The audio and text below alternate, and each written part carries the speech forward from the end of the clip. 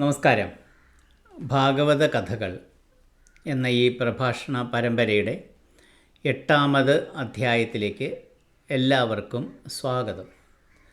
കഴിഞ്ഞ 2 ലക്കങ്ങളിലായി നമ്മൾ പറഞ്ഞുകൊണ്ടിരുന്നത് ധ്രുവൻ്റെ ചരിത്രമാണ്. ഇന്ന് ധ്രുവൻ്റെ സന്തതി പരമ്പരയിലുള്ള വേനൻ എന്ന രാജാവിൻ്റെ കഥയും അദ്ദേഹത്തിനുണ്ടാകുന്ന മകൻ പൃഥു, അദ്ദേഹത്തിൻ്റെ ജനനം, അതുവരെയുള്ള ഭാഗമാണ് ഇന്ന് പറയുന്നത്. ഒരുപക്ഷെ നമ്മൾ വളരെയധികം പോപ്പുലറായിട്ടുള്ള, വളരെയധികം എപ്പോഴും കേട്ടിട്ടുള്ള ഒരു പേരൊന്നും ആയിരിക്കില്ല വേനൻ. അപ്പോൾ നമുക്കതൊന്ന് നോക്കാം. ധ്രുവൻ്റെ വംശപരമ്പരയിൽ ഇങ്ങനെ ഒരുപാട് രാജാക്കന്മാരുണ്ടായിട്ടുണ്ട്. അതിനകത്ത് ഒരു പ്രധാനപ്പെട്ട രാജാവ്, ജനക്ഷേമ തൽപരനായ രാജാവായിരുന്നു അങ്കൻ. രാജർഷിയായിരുന്നു അദ്ദേഹം. ഈ അങ്കൻ എന്ന് പറയുന്ന രാജാവ്, ധ്രുവൻ്റെ പരമ്പരയിൽപ്പെട്ട അങ്കൻ, അദ്ദേഹം ഒരു അശ്വമേധ യാഗം നടത്തി. അപ്പോൾ യാഗം നടത്തുമ്പോൾ യാഗത്തിൻ്റെ അവസാനം ഈ ദേവന്മാർ വരണം, അതിൻ്റെ ഒരു സക്സസ്ഫുള്ളായിട്ടുള്ള കംപ്ലീഷൻ, വിജയകരമായ പരിസമാപ്തി ഉണ്ടാകണമെന്നുണ്ടെങ്കിൽ ദേവന്മാരൊക്കെ വന്ന് ആ ഹവിസിൻ്റെ ഒരു ഭാഗം അപ്രസാദമായി അവർ സ്വീകരിക്കണം. പക്ഷേ ഒരു ദേവന്മാരും അങ്ങനെയുള്ള ആരും തന്നെ യാഗത്തിൻ്റെ അവസാനം അവിടെ എത്തിച്ചേർന്നില്ല. അപ്പോൾ ഇത് നടത്തിയ രാജാവിന് വളരെ ദുഃഖമായി. അപ്പോൾ അതിനെ പുരോഹിതന്മാരൊക്കെ അദ്ദേഹത്തിനോട് പറഞ്ഞു, അങ്ങ് വിഷമിക്കേണ്ട. അദ്ദേഹത്തിൻ്റെ സംശയം, യാഗത്തിൻ്റെ ആ അനുഷ്ഠാനത്തിൽ, ആചാരത്തിനകത്തൊക്കെ എന്തെങ്കിലും അപ്രീതികരമായിട്ട്, അപ്രിയകരമായിട്ട് എന്തെങ്കിലും സംഭവിച്ച് കാണുമോ, എന്തെങ്കിലും തെറ്റുകുറ്റങ്ങൾ, പിഴകളൊക്കെ സംഭവിച്ച് കാണുമോ എന്നൊക്കെയാണ് അദ്ദേഹത്തിൻ്റെ സംശയം. അപ്പോൾ ഈ പുരോഹിതന്മാരൊക്കെ പറഞ്ഞു കൊടുക്കും, ഇല്ല, അങ്ങനെയൊന്നും വിഷമിക്കേണ്ട, അങ്ങനത്തെ യാതൊരു തെറ്റുകളും ഒന്നും ഇതിൻ്റെ നടത്തിപ്പിലോ ഒന്നും സംഭവിച്ചിട്ടില്ല. പക്ഷേ എന്തോ ഒരു പാപമുണ്ട്, കഴിഞ്ഞ ജന്മങ്ങളിൽ ഉള്ള പാപമാണ്, ഈ ജന്മത്തെ അല്ല. മാത്രമല്ല മറ്റു കാര്യം ശ്രദ്ധിച്ചിട്ടില്ല, അങ്ങയ്ക്ക് സന്താനങ്ങളില്ല, ധ്രുവൻ്റെ സന്താന പരമ്പര അങ്ങയിൽ വന്ന് നിൽക്കുകയാണ്. അങ്ങയ്ക്ക് ഇതുവരെ സന്താനങ്ങളൊന്നും തന്നെ, സന്താന സൗഭാഗ്യം അങ്ങയ്ക്ക് ഉണ്ടായിട്ടില്ല.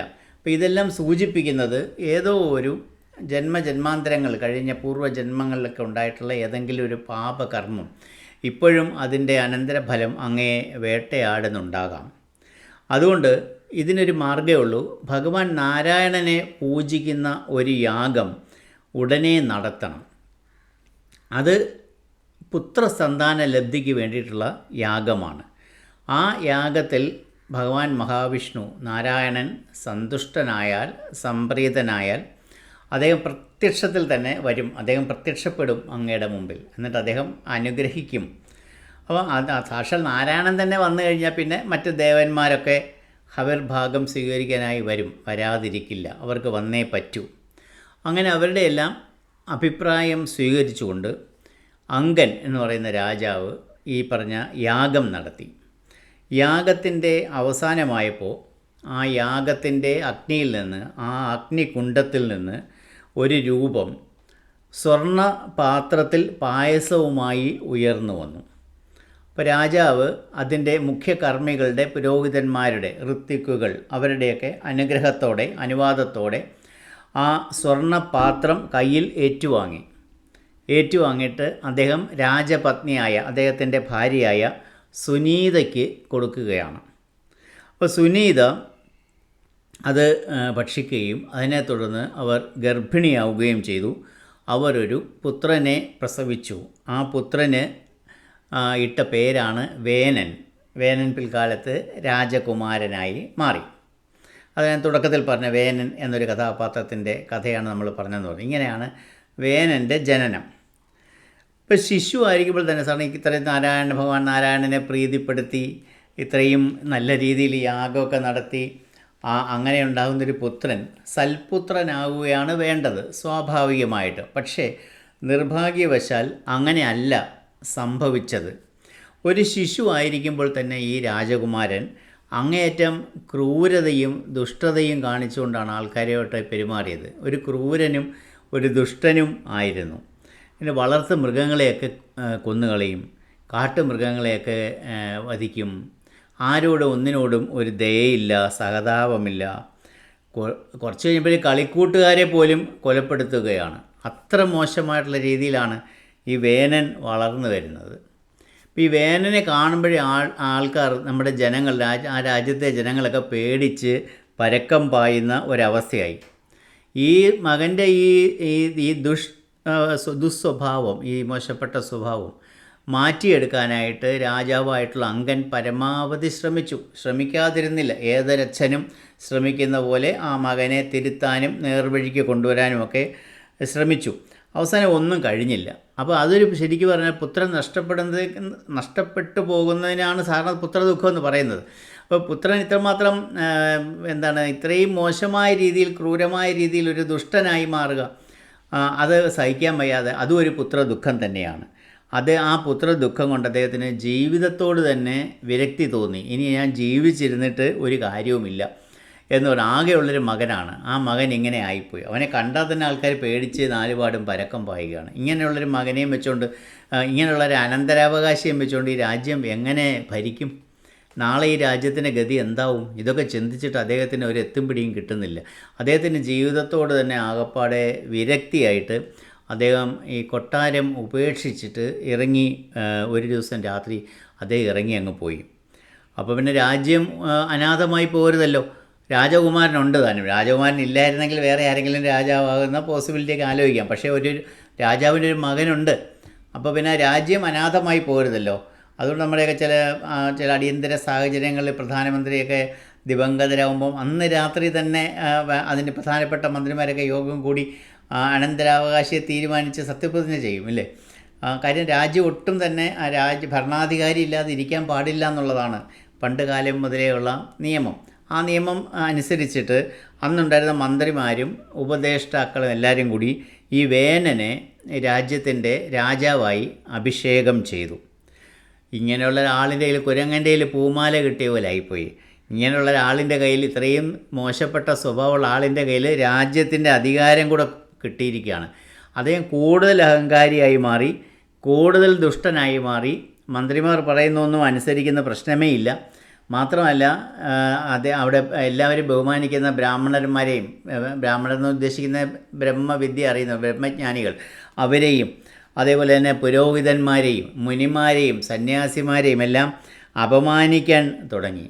എന്നിട്ട് അദ്ദേഹം വിചിത്രമായൊരു വിളംബരം നടത്തി. ഈ രാജ്യത്ത് ഒരിടത്തും യാഗങ്ങൾ നടത്താൻ പാടില്ല, ബലികൾ നടത്താൻ പാടില്ല, ഹോമം അതുമാതിരിയുള്ള കർമ്മങ്ങളൊന്നും, പൂജകൾ, ഹോമങ്ങൾ, യാഗങ്ങൾ എല്ലാം നിരോധിച്ചു. ഇതൊന്നും ഈ രാജ്യത്ത് നടത്താൻ പാടില്ല. അപ്പോൾ അങ്ങനെ ശ്രേഷ്ഠരായിട്ടുള്ള പുരോഹിത ശ്രേഷ്ഠന്മാരൊക്കെ ഈ കൽപ്പന, രാജാവിൻ്റെ കൽപ്പന കണ്ട് ഞെട്ടിപ്പോയി. അവസാനം അവരെല്ലാവരും കൂടെ ചേർന്ന് ഒരു നല്ല ബുദ്ധി ഉപദേശിച്ച് കളയാം എന്ന് പറഞ്ഞ് സംഘടിച്ച് അവരെല്ലാം കൂടെ ഒരുമിച്ച് പോയി രാജാവിനെ മുഖം കാണിക്കുകയാണ്. വളരെ സ്നേഹത്തോടു കൂടി തന്നെ അവർ പറയുന്നു, അങ്ങയുടെ ഈ അധമ പ്രവൃത്തികൾ രാജ്യത്തെ രക്ഷപ്പെടുത്തുകയില്ല, രാജ്യത്തിന് അധോഗതി ഉണ്ടാക്കുകയുള്ളൂ. ഒരു തരത്തിലുള്ള പുരോഗതിയും ഇവിടെ ഉണ്ടാകാൻ പോകുന്നില്ല. ഈശ്വരനെ മറന്ന് പ്രവർത്തിക്കരുത്. അങ്ങനെയൊക്കെ പറഞ്ഞിട്ട് യാഗം, അങ്ങനത്തെ പൂജ, ഹോമം ഇതൊക്കെ നടത്തണം.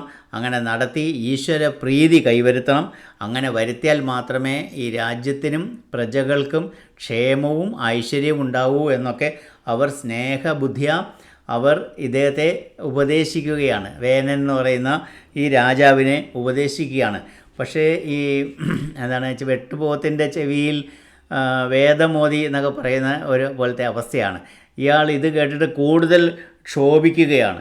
അദ്ദേഹം പറയുന്ന ഏത് ദൈവം, എന്ത് ദൈവം? രാജാവാണ് ദൈവം എന്ന് പറഞ്ഞാൽ ഞാനാണ് ദൈവം, അല്ലാതെ നാരായണനെന്നും മഹാവിഷ്ണു എന്നൊക്കെ പറഞ്ഞ് നിങ്ങൾ പറയുന്ന മറ്റൊരാളില്ല. അങ്ങനെ ആരെങ്കിലും ഉണ്ടെങ്കിൽ അത് ഞാനാണ്. എന്നേക്കാൾ വലിയവനായി ആരും തന്നെ ഇല്ല.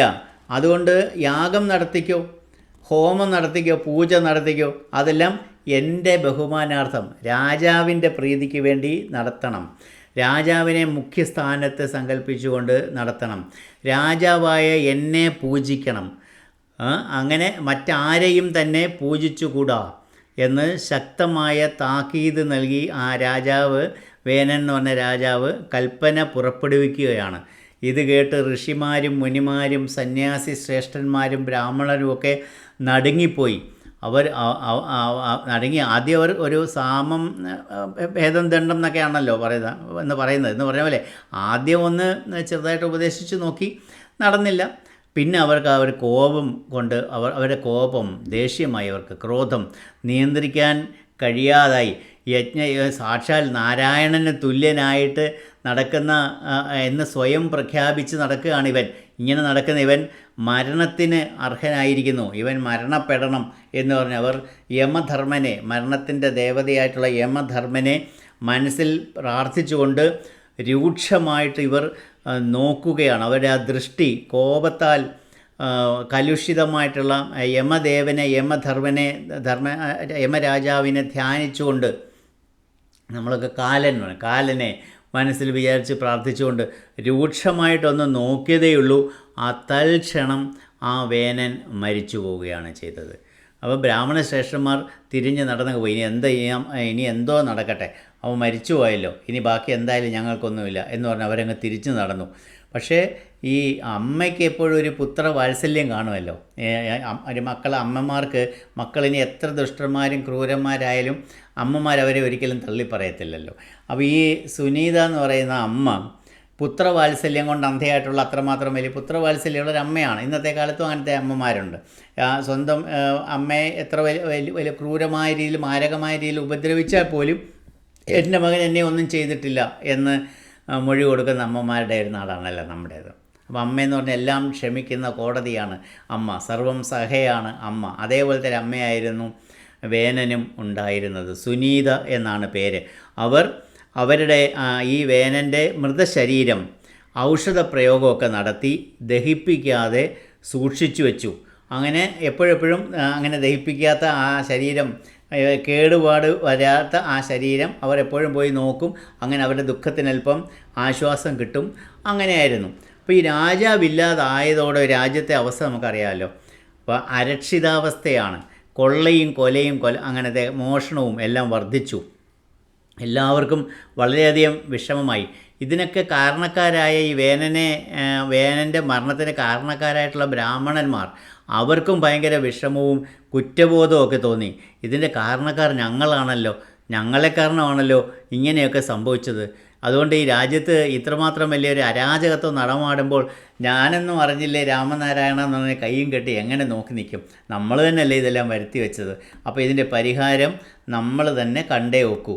അങ്ങനെ അവരെല്ലാവരും കൂടെ സംഘം ചേർന്ന് വീണ്ടും കൊട്ടാരത്തിലെത്തിയിട്ട് സുനീതയുടെ അടുത്ത് പറഞ്ഞു, നീ സൂക്ഷിച്ചു വെച്ചിരിക്കുന്ന നിൻ്റെ മകൻ്റെ മൃതദേഹം ഒന്ന് കാണട്ടെ എന്ന് പറഞ്ഞിട്ട് ആ മൃതദേഹം പുറത്തെടുത്തിട്ട് ആ ഋഷിമാർ വേനൻ്റെ മൃതശരീരത്തിൻ്റെ തുടഭാഗം, കാലിൻ്റെ തുടയുടെ ഭാഗം കടഞ്ഞു. അങ്ങനെ വേനൻ്റെ ആ ദുഷ്ടതയുടെയും തിന്മയുടെയും ആ മൂർത്തിമത് ഭാവമായിട്ട് കറുത്ത് വിരൂപമായ ഒരു മനുഷ്യൻ തുടയിൽ നിന്നും പുറത്തു വന്നു. അയാൾക്ക് പേരിട്ടത് നിഷാദൻ എന്നാണ്. പിന്നെ നമ്മൾ കാട്ടാളൻ എന്നൊക്കെ പിന്നെ അറിയപ്പെട്ടത് നിഷാദൻ എന്നാണ്. അയാളുടെ പിൻഗാമികളും അങ്ങനെയാണ് അറിയപ്പെടുന്നത്, നിഷാദന്മാർ എന്നറിയപ്പെടുന്നത്. ഈ തുട കടഞ്ഞപ്പോഴത്തേക്കും എന്തായാലും വിപരീത ഫലമായാണ് ഉണ്ടായത്. വേനനേക്കാൾ ദുഷ്ടനായ ക്രൂരനായ ഒരാളാണ് അദ്ദേഹത്തിൻ്റെ മകനായിട്ട് നിഷാദൻ എന്നുള്ള പേരിൽ ജന്മം എടുത്തിരിക്കുന്നത്. അപ്പോൾ ഈ ഋഷിമാരെന്ത് ചെയ്തു? ഇയാളുടെ ഈ വേനൻ്റെ ശരീരത്തിൻ്റെ 2 കൈകളും കടഞ്ഞു. അപ്പോൾ ആ കൈകളിൽ നിന്ന് ഒന്നിൽ നിന്ന് മഹാ തേജസ്വികളായിട്ടുള്ള അങ്ങേറ്റം തേജസ്, പ്രകാശം ഒക്കെ ചൊരിയുന്ന തേജസ് തുളുമ്പി നിൽക്കുന്ന 2 കുഞ്ഞുങ്ങൾ, ഒരു പുരുഷനും ഒരു സ്ത്രീയും, ഒരു ആൺകുട്ടിയും ഒരു പെൺകുട്ടിയും ആവിർഭവിച്ചു. ആ ആൺകുട്ടി സാക്ഷാൽ നാരായണൻ്റെയും ആ പെൺകുട്ടി സാക്ഷാൽ മഹാലക്ഷ്മിയുടെയും അംശാവതാരങ്ങളായിരുന്നുവെന്ന് ഭാഗവതത്തിൽ പറയുന്നു. അപ്പോൾ ഈ പുരുഷനെ, ആൺകുട്ടി വളർന്ന് ഒരു പുരുഷനായി. ആ പുരുഷനെ അവർ വിളിച്ചു പൃഥു എന്ന് വിളിച്ചു, സ്ത്രീയെ വിളിച്ചു അർച്ചിസ് എന്ന് വിളിച്ചു. അപ്പോൾ ഈ പൃഥുവും അർച്ചിസും തമ്മിൽ വിവാഹിതരായി. അവർ ഭാര്യ ഭർത്താക്കന്മാരായി. അതിനുശേഷം അവരുടെ ജനന സമയത്ത് തന്നെ ബ്രഹ്മാവും ദേവന്മാരും ഭൂമിയിലേക്ക് വന്നിരുന്നു. അങ്ങനെ ഈ പുരുഷനായിട്ട് ജനിച്ചിട്ടുള്ള പൃഥുവിൻ്റെ വലത് കയ്യിൽ ചക്രമുണ്ടായിരുന്നു, അതുപോലെ പാദത്തിൽ പത്മത്തിൻ്റെ ചിഹ്നമുണ്ടായിരുന്നു. ഇതൊക്കെ ബ്രഹ്മാവ് എല്ലാവരെയും കാണിച്ചു കൊടുത്തു. ലോകത്തെ രക്ഷിക്കാനായി ഭഗവാൻ മനുഷ്യരൂപമെടുത്തിരിക്കുകയാണ് പൃഥുവിലൂടെ എന്ന് ബ്രഹ്മാവ് അവരെ ബോധ്യപ്പെടുത്തി. അപ്പോൾ നമുക്ക് പൃഥുവിനെ ഇനി എന്താണ് ചെയ്യേണ്ടത്? പൃഥുവിനെ രാജാവായി അഭിഷേകം ചെയ്യണം. അതിനെ തുടർന്ന് എന്തെല്ലാം കാര്യങ്ങളാണ് സംഭവിക്കുന്നതെന്ന് നമുക്ക് അടുത്ത 9-ാമത്തെ അധ്യായത്തിൽ കാണാം. അതുവരേക്കും നന്ദി, നമസ്കാരം.